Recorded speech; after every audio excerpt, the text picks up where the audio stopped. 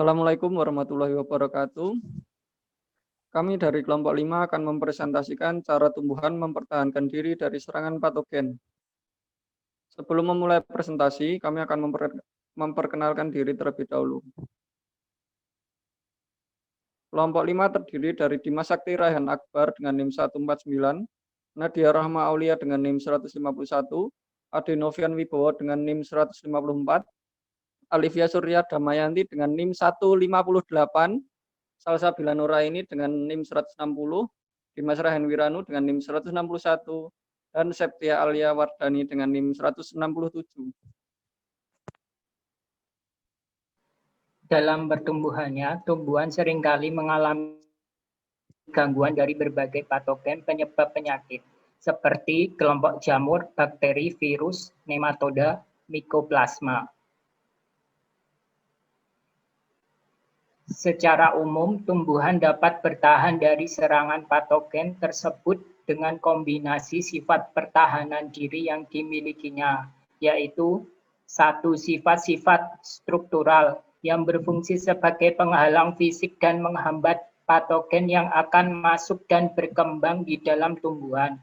Yang kedua, reaksi-reaksi biokimia yang terjadi di dalam sel dan jaringan tumbuhan yang menghasilkan zat beracun bagi patogen atau menciptakan kondisi yang menghambat pertumbuhan patogen pada tumbuhan tersebut.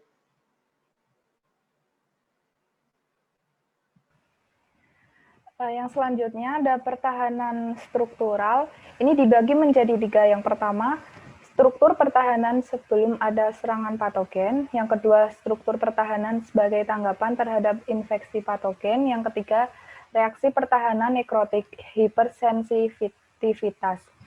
Struktur pertahanan sebagai tanggapan terhadap infeksi patogen ini dibagi lagi menjadi 3. Yang pertama ada struktur pertahanan jaringan, yang kedua struktur pertahanan seluler, yang ketiga reaksi pertahanan sitoplasmik. Yang selanjutnya, struktur pertahanan sebelum ada patogen. Ini meliputi jumlah dan kualitas lilin dan kutikula yang menutupi sel epidermis, serta ukuran, letak, bentuk stomata, dan lentisel. Kemudian jaringan dinding sel tebal yang menghambat gerak maju patogen. Yang selanjutnya ada struktur pertahanan sebagai tanggapan terhadap infeksi patogen. Apabila patogen berhasil menembus pertahanan struktural, maka jaringan pada tanaman akan membentuk struktur pertahanan yang meliputi histological defense structure jaringan, cellular defense structure sel, dan cytoplasmic defense reaction, reaksi sitoplasma.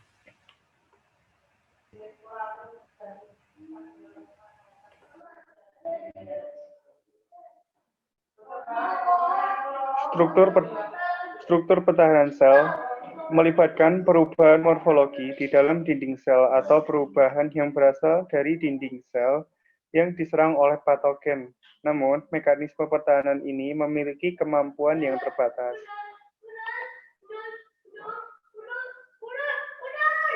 Ada 3 jenis utama struktur pertahanan seluler, yaitu yang pertama adalah terjadinya pembengkakan pada lapisan terluar dinding sel yang nanti bakalan disertai dengan zat berserat armopus yang dapat mencegah bakteri memperbanyak diri.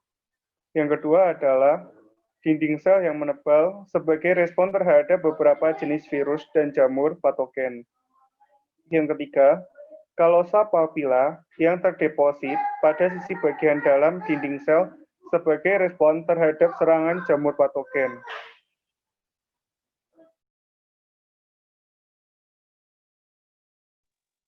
Kemudian yang selanjutnya reaksi pertahanan sitoplasmik pada beberapa jenis sel yang terserang oleh jamur patogen sitoplasma dan intinya membesar. Sitoplasma menjadi granular dan keras, kemudian muncul berbagai partikel atau berbagai bentuk di dalamnya, akhirnya miselium patogen terurai dan infeksi berhenti. Selanjutnya reaksi pertahanan nekrotik, pertahanan melalui hipersensitivitas. Pada proses infeksi patogen, patogen mempenetrasi dinding sel. Setelah patogen berkontak dengan protoplasma sel inti, bergerak ke arah serangan patogen dan segera terdisintegrasi atau pecah, kemudian bentuknya bulat, berwarna coklat di dalam sitoplasma. Pertama-tama, keadaan tersebut mengelilingi patogen-patogen dan kemudian keseluruhan sitoplasma. Pada saat sitoplasma berubah warna menjadi coklat dan akhirnya mati, hifa yang menyerang mulai mengalami degenerasi. Hifa tidak dapat tumbuh keluar sel yang terserang dan serangan selanjutnya akan terhenti. Jaringan yang mengalami nekrotik akan mengisolasi parasit obligat dari substansi hidup di sekitarnya sehingga dapat menyebabkan patogen mati. Yang pertama ada struktur pertahanan jaringan. Lapisan gabus menghambat serangan patogen dari awal luka dan juga menghambat penyebaran zat beracun yang mungkin disekresikan patogen. Menghentikan hara dan air dari bagian yang sehat ke bagian terinfeksi dan memisahkan patogen dari tempat hidupnya. Membatasi antara jaringan yang terinfeksi sehingga patogen tetap berada pada tempat yang membentuk nekrosis atau ditekan keluar oleh jaringan sehat di bawahnya. Kemudian ada pembentukan lapisan absisi. Lapisan absisi terbentuk pada daun muda yang aktif setelah infeksi oleh patogen. Terdiri dari celah antara dua lapisan sirkuler sel daun yang mengelilingi lokus infeksi. Memotong areal pusat infeksi dari bagian sisa daun. Secara bertingkat, bagian tersebut mengerut layu, mati, dan mengelupas, dan patogen ikut terbawa pada bagian tersebut. Kemudian ada pembentukan tilosa. Tilosa ini adalah protoplasma yang tumbuh melebihi normal dari sel-sel parenkim yang menonjol dari pembuluh kayu melalui lubang-lubang.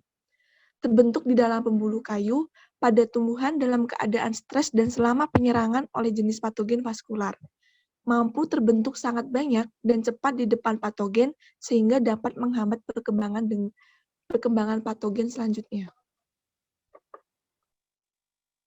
Untuk yang selanjutnya ada pengendapan getah atau blendok atau bisa disebut dengan gum. Dengan adanya getah tersebut terbentuk penghalang yang tidak dapat dipenetrasi oleh patogen sehingga patogen menjadi terisolasi dan tidak bisa memperoleh nutrisi dan lama-kelamaan akan mati. Untuk selanjutnya, macam-macam pertahanan metabolik. Pertahanan kimia sebelum infeksi adalah pertahanan yang sudah ada sebelum patogen menyerang suatu tumbuhan. Bentuk pertahanan seperti ini memungkinkan untuk tumbuhan baru yang belum resisten terhadap serangan suatu patogen atau belum terserang sama sekali. Kemudian ketahanan metabolik yang disebabkan oleh serangan patogen. Pertahanan yang dibentuk tumbuhan setelah adanya serangan dari patogen.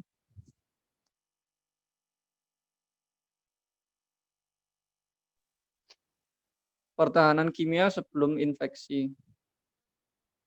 Zat penghambat yang dikeluarkan tumbuhan ke lingkungan. Tumbuhan memiliki kemampuan mengeluarkan berbagai zat melalui permukaan yang memiliki kekuatan menghambat serangan patogen tertentu. Biasanya berupa senyawa atau eksudat. Contohnya, kulit bawang merah mengandung senyawa fenol berupa asam protokatekuat dan kotekol yang bersifat fungitoksik untuk menghambat pertumbuhan jamur. Pertahanan tanpa faktor esensial. Faktor esensial yang dimaksud adalah faktor spesifik yang dapat dikenali oleh patogen. Dikarenakan pada permukaan sel tumbuhan tidak terdapat faktor dikenali patogen, maka patogen tidak dapat menyerang tumbuhan. Contohnya, tumbuhan sianogenik, glikosida atau ester sianogenik yang bersifat tidak beracun di dalam sel selama senyawa tersebut terpisah dari enzim-enzim hidrolitik tertentu. Akan tetapi apabila sel tersebut dirusak secara fisik sehingga membrannya terganggu dan kandungan selnya bercampur, maka enzim hidrolitik bercampur dengan kompleks sianogenik dan dapat menghasilkan senyawa toksin yang beracun bagi sebagian besar organisme dan mikroorganisme.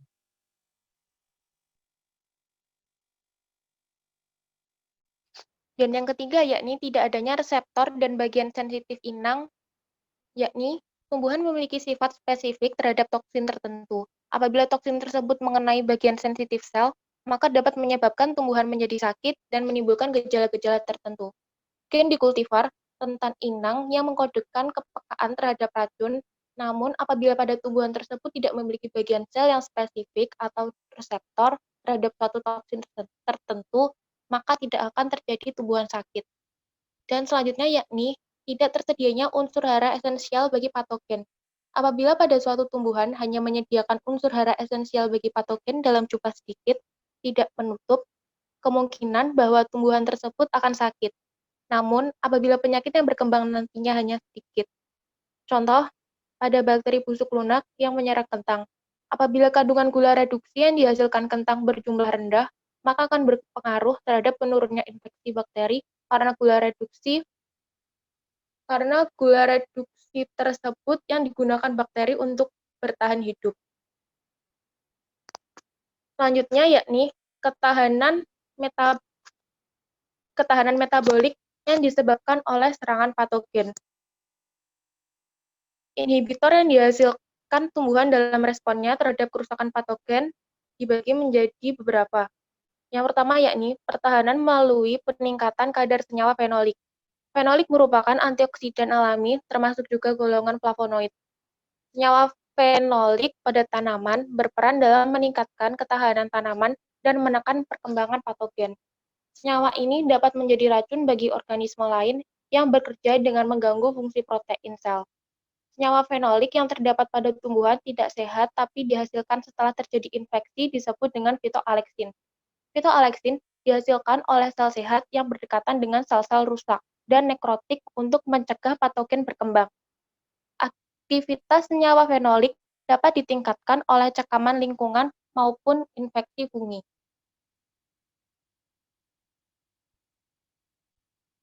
Dan yang terakhir yakni ketahanan metabolik yang disebabkan oleh serangan patogen, diantaranya pertahanan melalui pembentukan substrat yang menolak enzim patogen.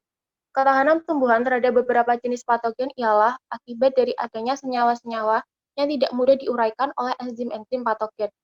Senyawa-senyawa tersebut merupakan bentuk kompleks antara pektin, protein, dan kation polivalen seperti kalsium atau magnesium. Senyawa-senyawa tersebut dapat menghambat pertumbuhan patogen sehingga mengakibatkan luka yang terbatas. Dan yang terakhir yakni pertahanan melalui reaksi hipersensitif. Ditandai dengan kematian sel yang cepat di daerah sekitar infeksi dan berfungsi untuk membatasi pertumbuhan dan penyebaran patogen ke bagian lain dari tanaman. Sehingga patogen akan terisolasi dan kemudian akan mati. Perubahan yang terjadi pada tumbuhan ketika mematikan sel dan kolaps pada sel yang terinfeksi meliputi hilangnya permeabilitas membran sel, peningkatan respirasi, dan produksi fitoaleksin. Sekian presentasi dari kelompok 5. Untuk kekurangannya mohon dimaafkan. Apabila ada pertanyaan bisa langsung ditanyakan. Terima kasih.